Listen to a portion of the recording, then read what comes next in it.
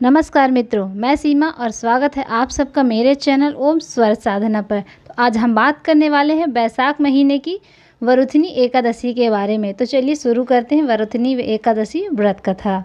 धर्मराज युधिष्ठिर बोले, हे भगवान, मैं आपको नमस्कार करता हूँ। आपने चैत्र माह की शुक्ल पक्ष की एकादशी अर्थात कामदा एकादशी के बारे में विस्तार पूर्वक बतलाया। अब आप कृपा करके बैसाख एकादशी का क्या नाम है तथा इसकी विधि या महात्म्य क्या है, मुझे कृपा करके बताइए। भगवान श्री कृष्ण ने कहा, हे राजेश्वर, बैसाख माह के कृष्ण पक्ष की एकादशी को वरुथनी एकादशी के नाम से जाना जाता है। यह सौभाग्य देने वाली, सब पापों को नष्ट करने वाली तथा अंत में मोक्ष देने वाली है।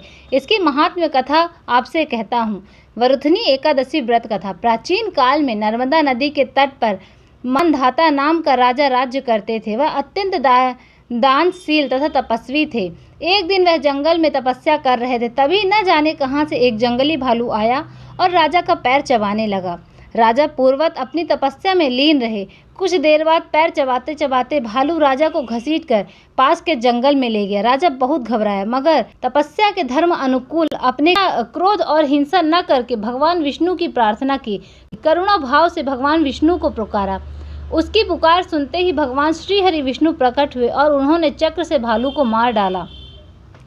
राजा का पैर भालू पहले ही खा चुका था। इससे राजा बहुत ही शोकाकुल हो गए। उन्हें दुखी देखकर भगवान विष्णु बोले, हे वत्स, शोक मत करो, तुम मथुरा जाओ और वरुथनी एकादशी का व्रत रखकर मेरी वराह अवतार मूर्ति की पूजा करो। उसके प्रभाव से पुनः सुदृढ़ अंगों वाले हो जाओगे। इस भालू ने तुम्हें जो काटा है, यह तुम्हारे पूर्व जन्म का अपराध था।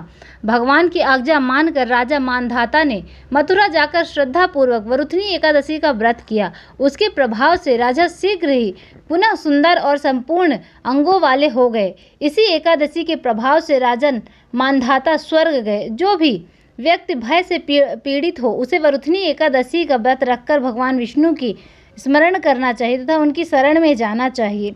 इस व्रत को करने से सभी समस्त पापों का नाश हो जाता है और मोक्ष मिलता है।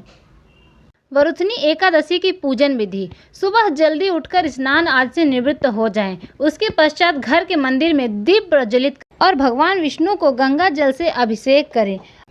भगवान विष्णु को पुष्प और तुलसी दल अर्पित करें तथा विधि पूर्वक भगवान की पूजा करें। अगर संभव हो तो इस दिन व्रत भी रखें।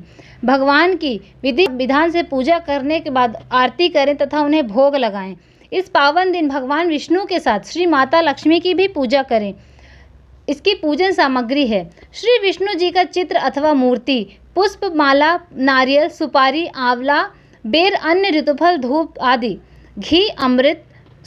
घी पंचामृत बनाने के लिए कच्चा दूध, दही, शहद और शक्कर चाहिए। चावल, तुलसी, गोबर, केले का पेड़, मिठाई भी चाहिए। एकादशी व्रत के दिन और उद्यापन पर ब्राह्मणों को भोज करवाना चाहिए। पूजा कितना भी बड़ा या छोटा हो, सभी व्रतियों को श्रद्धा के साथ इसे करना चाहिए। एकादशी व्रत का उद्यापन किसी योग्य आचार्य के मार्गदर्शन में ही करना चाहिए। उद्यापन में 12 माह की एकादशियों के निमित्त 12 ब्राह्मणों को उनकी पत्नियों सहित आमंत्रित किया जाता है। उद्यापन पूजा के तांबे के कलश में चावल भरकर रखें। उद्यापन में तांबे के कलश में चावल भरकर रखें। अष्टदल कमल बनाएं। भगवान विष्णु और लक्ष्मी का षोडोपचार पूजन किया जाता है। पूजन विधि के बाद हवन होता है और सभी ब्राह्मणों को फलाहारी भोजन करवाकर वस्त्र दान आदि आपकी योग्यता अनुसार देकर उनके चरण स्पर्श करके उनको विदा किया जाता है। पूजा की सामग्री। पूजा के लिए सर्वप्रथम श्री हरि विष्णु की मूर्ति या फिर चित्र ले लीजिए। साथ में पुष्प, माला, पुष्प, नारियल, सुपारी, अनार, आंवला, बेर तथा अन्य ऋतुफल जो भी हो सके आप उसे उपस्थित रखिए। साथ में पंचामृत बनाने के लिए कच्चा दूध, दही, घी, शहद और शक्कर चाहिए। चावल, तुलसी, गोबर, केले का पेड़, मिठाई भी चाहिए। केले का पेड़ मंडप बनाने के लिए अगर हो सके तो केले के छोटे पेड़ या फिर केले के पत्ते का भी उपयोग कर सकते हैं। आशा करती हूँ कि आपको यह कथा पसंद आई होगी। अगर कथा में कुछ त्रुटियाँ हो गई हों तो उसके लिए क्षमा प्रार्थी हूँ।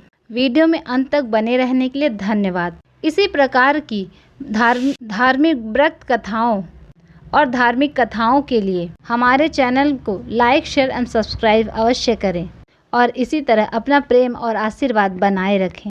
धन्यवाद। राधे राधे।